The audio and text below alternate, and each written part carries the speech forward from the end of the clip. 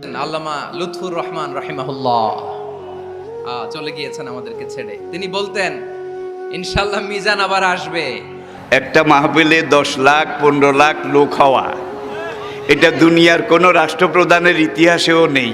আর একজন রাষ্ট্রপ্রধান যখন কোনো এলাকায় যায়, সেখানে রিজার্ভ গাড়ি দেওয়া হয়, জায়গা জায়গা থেকে গাড়ি প্রেরণ করা হয়, সার্ভ করা হয়, তাদেরকে ভাড়া দেওয়া হয়, খানা দেওয়া হয়, গরু জবাই করে একবারে মোরগ মুসাল্লাম বিরিয়ানি এগুলো দেওয়া হয়। তারপরে যাওয়ার সময় আবার কিছু নগদ হাদিয়াও দেওয়া হয়। কিন্তু আমাদের মাহফিলে, আমার ছেলেদের, আমার সন্তানদের মাহফিলে যারা আসে, তারা নিজের খরচে আসে, নিজের খরচে খায়। সোজা কথা, সংক্ষিপ্ত কথা, চূড়ান্ত কথা, শেষ কথা, মিজান আবার আসবে, বিজয়ীর বেশে আসবে। এই দেশের তাওহীদি জনতা এমন ইতিহাস সৃষ্টি করে তাকে আলিঙ্গন করবে ইনশাআল্লাহ। হুজুর, আমি তো আসলাম, আপনি তো আমাদেরকে ছেড়ে চলে গেলেন। আল্লাহু আকবার, আল্লাহু আকবার, আল্লাহু আকবার। গলায় কোনো সুর ছিল না, সুর দিয়ে কথা বলতেন না, কিন্তু এত চমৎকার শব্দের বুনন, এত চমৎকার প্রেজেন্টেশন, এত চমৎকার ভাবে ঐতিহাসিক বর্ণনাগুলো তিনি উপস্থাপন করতেন। মন্ত্রমুগ্ধ হয়ে আমরা আল্লামা লুৎফুর রহমানের কথা শুনেছি। আমরা হযরতুল আল্লাম লুৎফুর রহমান রাহিমাহুল্লাহর জন্য এই বিশাল ময়দান থেকে দোয়া করছি, আল্লাহ তাআলা তুমি তোমার এই খাদেমকে জান্নাতের মেহমান হিসেবে কবুল করে নাও। He was a strong mouthpiece of Islamic revivalism. Islamic জাগরণের স্ট্রং মাউথপিস ছিলেন আল্লামা সাঈদী রাহিমাহুল্লাহ। অনেক দোয়া পেয়েছেন, আমরা পড়েছি, এমন জীবন তুমি করিবে গঠন, মরণে হাসিবে তুমি, কাঁদিবে ভুবন। গোটা বিশ্বকে তিনি কাঁদিয়েছেন। আল্লামা যখন ইন্তেকাল করলেন, আমি তখন মালয়েশিয়া থেকে যুক্তরাষ্ট্রে একটা কনফারেন্সে যোগ দিতে যাচ্ছি, কাতার এয়ারলাইন্সে। মালয়েশিয়া থেকে দোহাতে নামলাম। দোহায় যখন আমার ট্রানজিট, তখন শুনতে পেলাম যে আল্লামা বিদায় নিয়েছেন। সোশ্যাল মিডিয়ায় শুনে বিশ্বাস করতে পারলাম না। মুহূর্তের মধ্যেই মাসুদ সাইদি ভাইকে মেসেজ করলাম, উনি কোনো উত্তর দিতে পারলেন না। মাসুদ ভাইয়ের সাথে যখন কোলাকুলি করি, আমাদের শামীম ভাইয়ের সাথে যখন কোলাকুলি করি, মনে হচ্ছে আল্লামা সাইদির ঘ্রাণ পাই। শরীরটা লিটারালি কাঁপছিল, নিজেকে মানাতে পারছিলাম না, বিশ্বাস করতে পারছিলাম যে আসলে আল্লামা বিদায় নিয়েছেন। ইন দ্য মিন টাইম আমার সেকেন্ড ফ্লাইট, দোহা টু নিউ ইয়র্ক, 12 ঘন্টার ফ্লাইটে উঠলাম। ইন্টারনেট থেকে বিচ্ছিন্ন হলাম। নামার পরে শুনলাম আল্লাহু আকবার, যেখানে ওনাকে কবরস্থ করার কথা ছিল সেখানেও কবর দিতে দেয়া হয় নাই। ছবিগুলো দেখতে লাগলাম, হাসিমাখা মুখ, হাসিমাখা নিথর দেহটা, মরণে হাসিবে তুমি, কাঁদিবে ভুবন। From east to west, from north to south, the entire globe, গোটা বিশ্ব ওনার জন্য কেঁদেছে, গোটা বিশ্ব কেঁদেছে। কাবার গিলাফ ধরে ধরে মানুষ চিৎকার করেছে। এর চেয়ে শ্রেষ্ঠ মৃত্যুকার হতে পারে? আমাদের আল্লামার আর কি পাওয়ার ছিল বলেন? আর কি পাওয়ার ছিল? কুল্লু নাফসিন যায়িকাতুল মাউত, যারাই দুনিয়াতে আসবে তারা ইন্তেকাল করবে, এটা আমরা মেনে নেই, এটা আমরা জানি। কিন্তু অবাক করা বিষয় হচ্ছে, আমরা আজও জানি না আমাদের আল্লামার মৃত্যু কি স্বাভাবিক হয়েছে নাকি এটা পরিকল্পিত মেডিকেল কিলিং ছিল।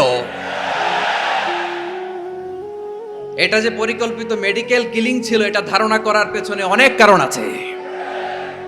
তিনি আধিপত্যবাদের বিরুদ্ধে সোচ্চার ছিলেন, ফ্যাসিবাদের বিরুদ্ধে সোচ্চার ছিলেন, রাজনৈতিক প্রতিহিংসার শিকার ছিলেন।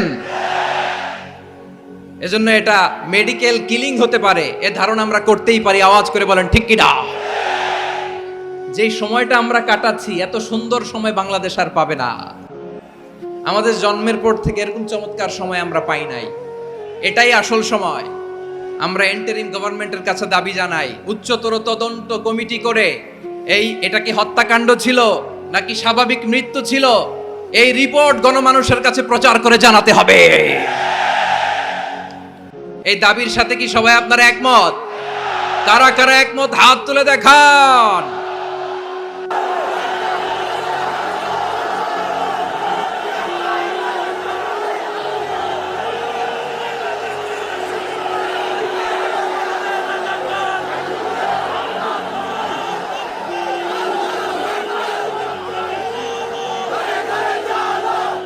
প্রিয় চট্টলাবাসী, আল্লাহ তাআলা তার এই মুখলেস গোলামকে তার জান্নাতুল ফেরদাউসের মেহমান হিসেবে কবুল করুক, তার জীবনের সকল খেদমাগুলোকে কবুল করুক, জান্নাতুল ফেরদাউসের আলা মাকামে তাকে মেহমান হিসেবে কবুল করুক।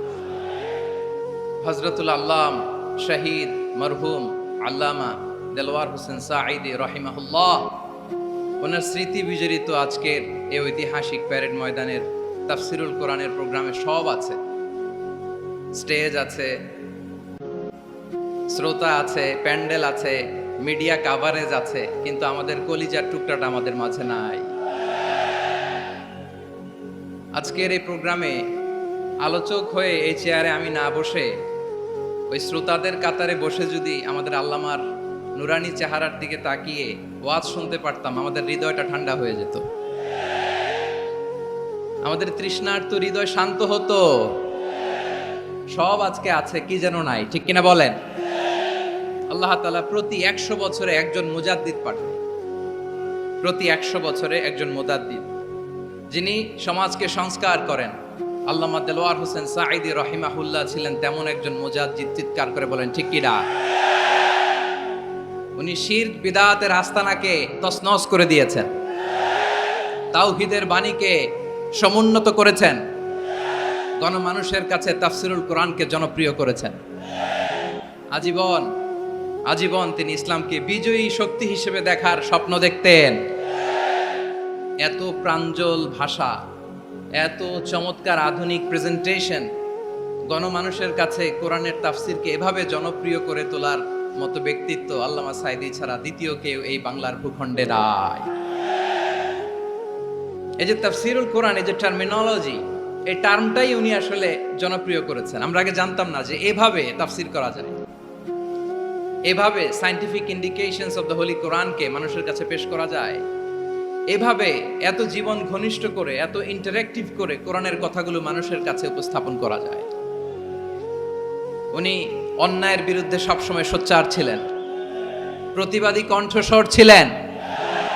ওনার আলোচনা শুনলে দেহের রক্ত টকবক করে ফুটতে থাকতো। আল্লাহু আকবার, আল্লাহু আকবার, আল্লাহু আকবার। He was a strong mouthpiece of Islamic revivalism. Islamic জাগরণের স্ট্রং মাউথপিস ছিলেন আল্লামা সাঈদী রাহিমাহুল্লাহ। অনেক দোয়া পেয়েছেন, আমরা পড়েছি, এমন জীবন তুমি করিবে গঠন, মরণে হাসিবে তুমি, কাঁদিবে ভুবন। গোটা বিশ্বকে তিনি কাঁদিয়েছেন।